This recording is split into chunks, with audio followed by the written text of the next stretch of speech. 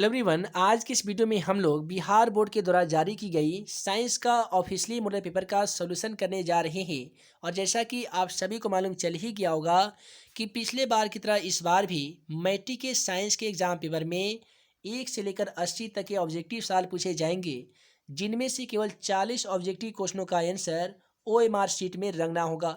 ध्यान रहे, बहुत सारे छात्र एवं छात्राएं पूछते हैं कि सर 1 से लेकर 40 तक के ही क्वेश्चनों का जवाब देना है। तो डियर, ऐसी बात नहीं है। आप 1 से लेकर 80 तक में कोई भी 40 ऑब्जेक्टिव क्वेश्चनों का आंसर OMR शीट में रंग सकते हैं। तो चलिए फ्रेंड्स, बिना समय गवाए पहला क्वेश्चन का सोल्यूशन देख लेते हैं। है दोस्तों, जैसा कि आप सभी मोबाइल स्क्रीन पे पहला सवाल क्वेश्चन नंबर 1 को देख पा रहे हैं।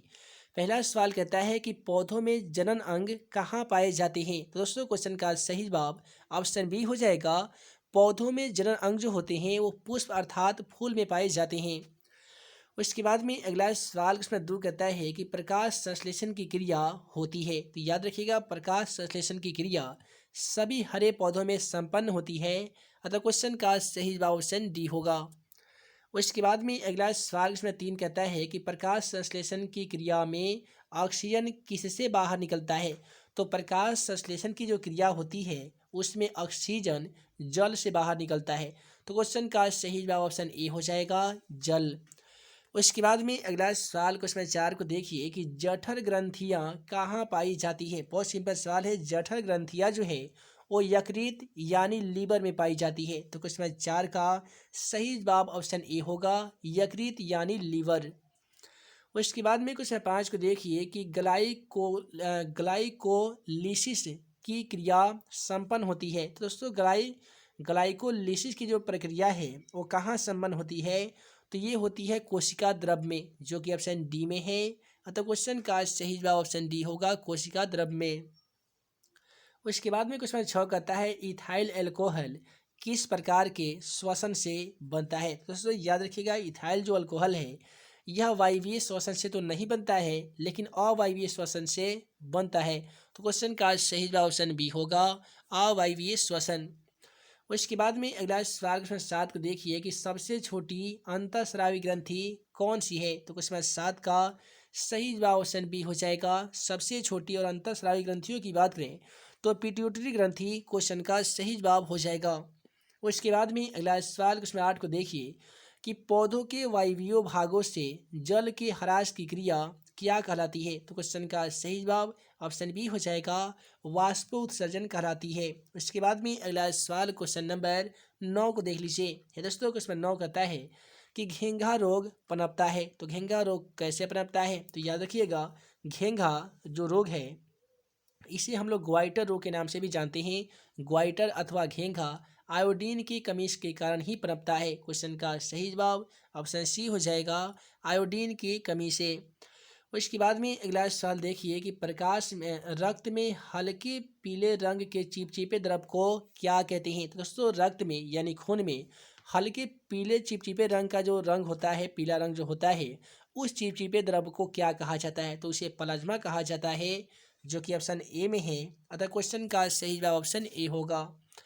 इसके बाद में अगला सवाल तो कितना इम्पोर्टेंट तथा कितना सिंपल क्वेश्चन है कि रक्तचाप मापने के उपकरण को क्या कहते हैं, है ना जी। तो दोस्तों, रक्तचाप मापने के उपकरण को हम लोग स्फैगोमेनीमीटर कहते हैं।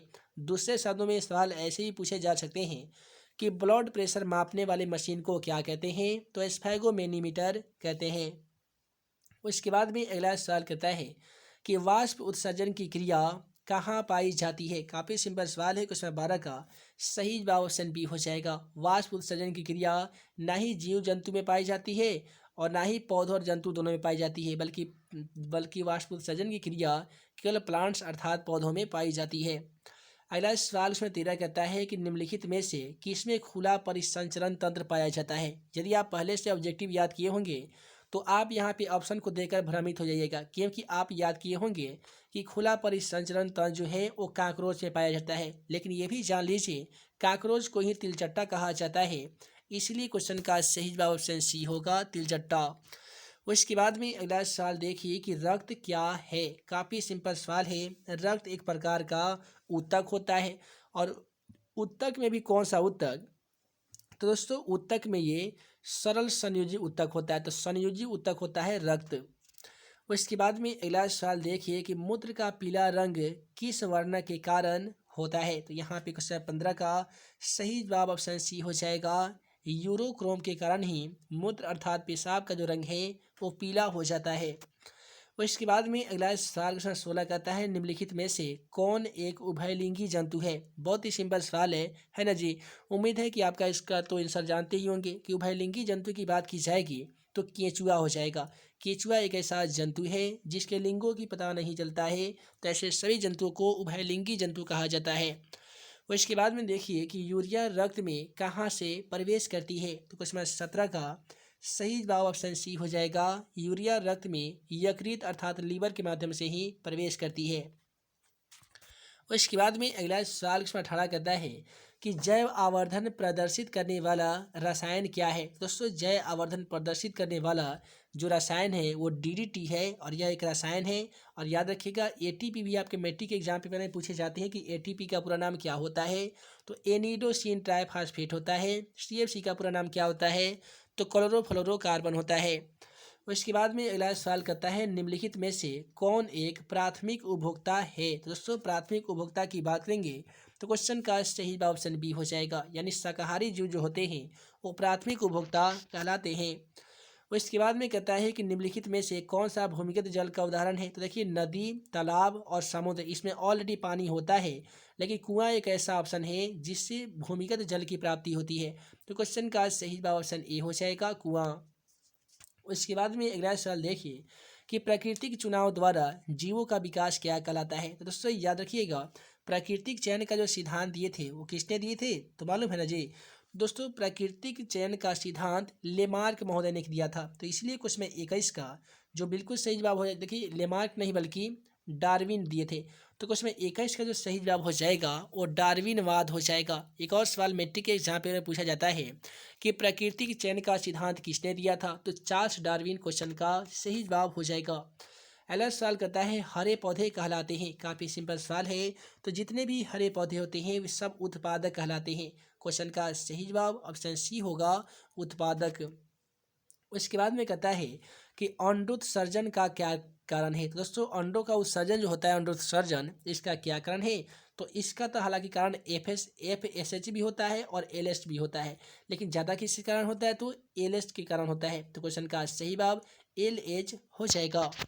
उसके बाद में क्वेश्चन 24 को देखिए कि लॉन्गरहेंस की द्वीपिकाएँ कहाँ पाई जाती है।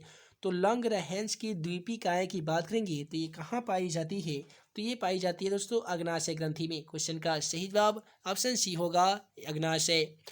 उसके बाद में क्वेश्चन 25 कहता है कि थायरॉक्सिन हार्मोन के संश्लेषण में निम्नलिखित में किसका होना आवश्यक होता है।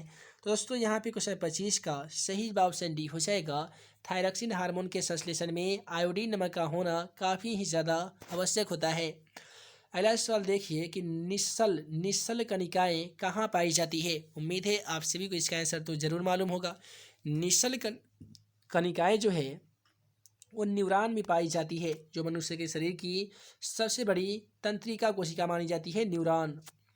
उसके बाद में अगला सवाल देखिए कि मानव मस्तिष्क का वजन कितना होता है। दोस्तों याद रखिएगा मनुष्य के मस्तिष्क का जो वजन है वो लगभग 1.2 से लेकर 1.4 किलोग्राम के होता है। उसके बाद में अगला सवाल 28 को देखिए कि निकट दृष्टि दोष अथवा दूर दृष्टि दोष के निवारण हेतु संयुक्त लेंस बना हुआ प्रतिबिंब होता है। तो यहाँ पे क्वेश्चन 28 का जो बिल्कुल सही जवाब होगा वो ऑप्शन डी होगा, क्योंकि निकट दृष्टि दोष या दूर दृष्टि दोष का जो उपचार करने वाले चश्मे में जो लेंस लगाया जाता है उस लेंस के द्वारा प्रतिबिंब जो बनता है ना वो वास्तविक बनता है और उल्टा बनता है। उसके बाद में क्वेश्चन 29 को देखिए कि साइड मिरर के रूप में निम्नलिखित में से कौन सा दर्पण उपयुक्त होता है। उम्मीद है कि आप सभी को इसका आंसर जरूर मालूम होगा। नहीं मालूम होगा तो जान लीजिए कि यहाँ पे उत्तल दर्पण एक ऐसा दर्पण है जिसका इस्तेमाल साइड मिरर के रूप में किया जाता है।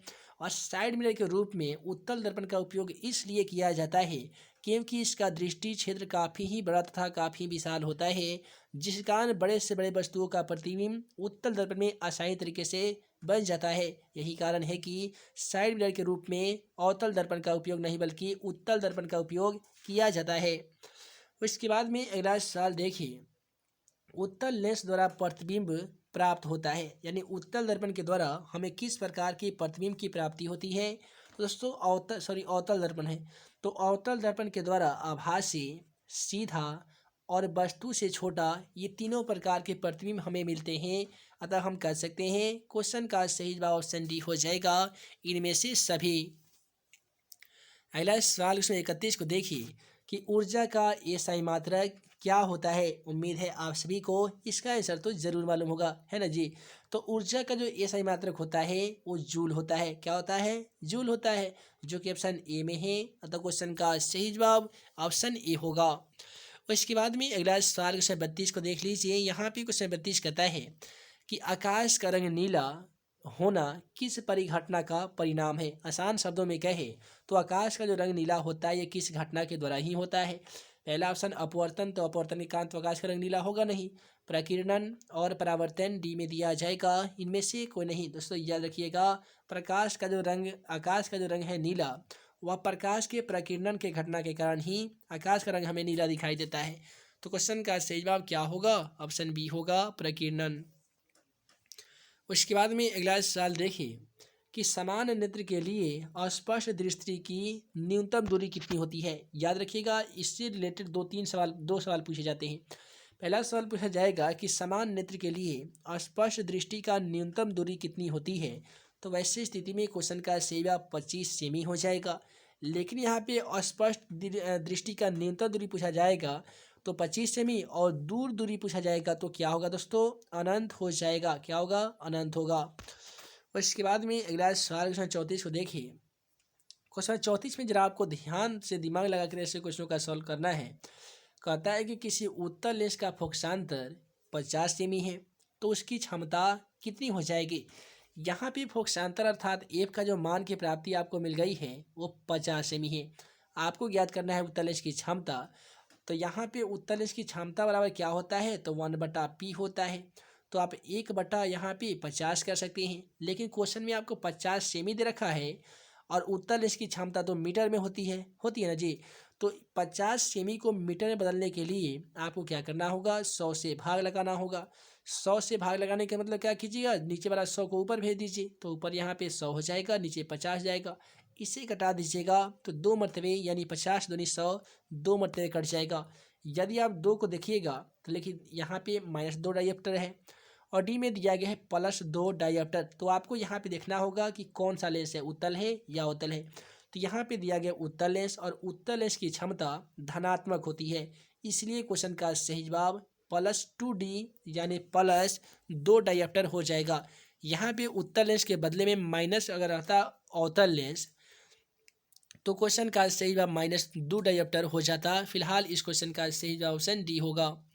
अगला सवाल क्वेश्चन 35 को देखिए। क्वेश्चन 35 कहता है कि एक प्रिज्म कितनी सतहों से घिरा रहता है। तो इस प्रकार से एक प्रिज्म होता है जिसमें 1 2 3 नहीं बल्कि पूरे 5 सतह होते हैं। तो क्वेश्चन का सही जवाब ऑप्शन डी होगा, 5 सतह। उसके बाद में अगला सवाल क्वेश्चन 36 को देखिए। क्वेश्चन 36 कहता है अभिनेत्र लेंस की फोकस दूरी में परिवर्तन किया जाता है। तो यहाँ पे क्वेश्चन 36 का सही जवाब ऑप्शन डी होगा। अभिनेत्र लेंस की फोकस दूरी परिवर्तन किसके द्वारा किया जाता है? तो पक्षमाभी मांसपेशियों के द्वारा किया जाता है। तो क्वेश्चन 36 का सही जवाब ऑप्शन डी होगा, पक्षमाभी मांसपेशियों के द्वारा। उसके बाद में अगला सवाल इसमें 37 कहता है कि प्रकाश के परिवर्तन के कितने नियम होते हैं। आहा, कितना इंपॉर्टेंट क्वेश्चन है। उम्मीद है आप सभी को इसका आंसर तो जरूर मालूम होगा, है ना जी। तो देखिए, प्रकाश के परिवर्तन के जो नियम होते हैं वो 2 नियम होते हैं। इस प्रकार से होते हैं आपतन बिंदु, इधर से आते हैं आपतित किरण, आपतन बिंदु से टकरा कर ये परावर्तित हो जाते हैं, जिसे परावर्तित किरण भी कहा जाता है। इसके बीच में एक लंब इस प्रकार से डाल दिया जाता है जिसे हम सभी अभिलंब के नाम से जानते हैं। तो आपका प्रकाश का परिवर्तन का पहला नियम कहता है कि आपतित किरण, परावर्तित किरण और आपतन बिंदु पे डाला गया अभिलंब तीनों एक ही सतह में होते हैं या तीनों एक ही तल में होते हैं। उसके बाद में कहता है कि आपतन कोण परावर्तन कोण के बराबर होते हैं। ये रहा प्रकाश के परिवर्तन का दूसरा नियम। उसके बाद में क्वेश्चन 38 को देखिए कि फोटोग्राफी कैमरा का अभिदृश्यक होता है। तो दोस्तों फोटोग्राफी कैमरा का अभिदृश्यक जो होता है वो किस लेंस या किस दर्पण का बना होता है। तो चलिए ऑप्शन से चलते हैं। तो ऑप्शन में दिया गया है उत्तल लेंस का, अवतल लेंस का, उत्तल दर्पण का या अवतल दर्पण का। तो दोस्तों याद रखिएगा फोटोग्राफी में उत्तल लेंस का प्रयोग किया जाता है, इसलिए इसका अभिदृश्यक भी किसका होगा, उत्तल लेंस का ही होगा। और इसके बाद में अगला सवाल क्वेश्चन 39 को देखिए। क्वेश्चन 39 कहता है कि यदि एक किरण अवतल दर्पण पर लंबवत आपतित होती है तो परावर्तन के बाद किरण किस बिंदु से गुजरेगा। तो यहाँ पे क्वेश्चन 39 का सही जवाब ऑप्शन डी होगा। याद रखिएगा कि यदि एक जो किरण है अवतल दर्पण पे लंबवत आपतित होगी ना, तो जब उसका परावर्तन होगा तो जिस बिंदु से किरण गुजरेगा उस बिंदु को फोकस कहा जाएगा, जो कि ऑप्शन ए में है। अतः क्वेश्चन का सही जवाब ऑप्शन ए होगा, फोकस। उसके बाद में अगला सवाल क्वेश्चन 40 को देखिए कि यदि एक प्रिज्म से एक वर्णीय किरण गुजारे तो इससे क्या नहीं होगा। तो देखिए एक वर्णीय किरण यदि हम गुजारेंगे तो अपवर्तन तो हो जाएगा, विचलन तो हो जाएगा, लेकिन वर्ण विक्षेपण कभी नहीं हो सकता है। क्यों नहीं होगा? क्योंकि वर्ण विक्षेपण का हम परिभाषा आप सभी को बताए थे कि जिस प्रकार से होता है एक प्रिज्म, जब श्वेत प्रकाश प्रिज्म पर पड़ता है तो 7 रंगों में विभक्त हो जाता है। इसी घटना को प्रकाश का वर्ण विक्षेपण कहते हैं। तो एक वर्ण जब गुजारेंगे तो उससे तो प्रकाश का वर्ण विक्षेपण नहीं कर सकते हैं, इसलिए क्वेश्चन का सही जवाब हमारा ऑप्शन बी होगा, वर्ण विक्षेपण। तो दोस्तों वीडियो लंबी ना हो, जिस कारण मैं इस मॉडल सेट का पार्ट 1 और पार्ट 2 दो भागों में इसका सोल्यूशन किया हूँ। पहले वाले पार्ट में हमने 1 से लेकर 40 तक के सभी ऑब्जेक्टिव क्वेश्चनों का सोल्यूशन देख लिए हैं। आगे आने वाली पार्ट में क्वेश्चन 41 से लेकर क्वेश्चन 80 तक के तमाम ऑब्जेक्टिव क्वेश्चनों का सोल्यूशन करेंगे, जो कि आपके मैट्रिक के बोर्ड परीक्षा के लिए काफ़ी इंपोर्टेंट होगा। उम्मीद है कि आज का यह वीडियो आप सभी को पसंद आया हो। तो वीडियो को लाइक करें, अपने दोस्तों में शेयर करें। ऐसे ही नए नए वीडियो पाने के लिए आप हमारे YouTube channel math and magic tips को सब्सक्राइब करना बिल्कुल ना भूलिएगा। आप 10वीं कक्षा के सभी सेट का मॉडल पेपर डाउनलोड करना चाहते हैं तो डिस्क्रिप्शन बॉक्स में दिए गए लिंक को क्लिक करके questionforexam.com वेबसाइट के माध्यम से आप सभी मॉडल पेपर को काफ़ी आसानी तरीके से डाउनलोड कर सकते हैं। तो है दोस्तों, हम जल्द मिलेंगे अगले वीडियो में नए वीवीआई क्वेश्चन के साथ। तब तक के लिए आप सभी को वीडियो देखने के लिए बहुत बहुत धन्यवाद।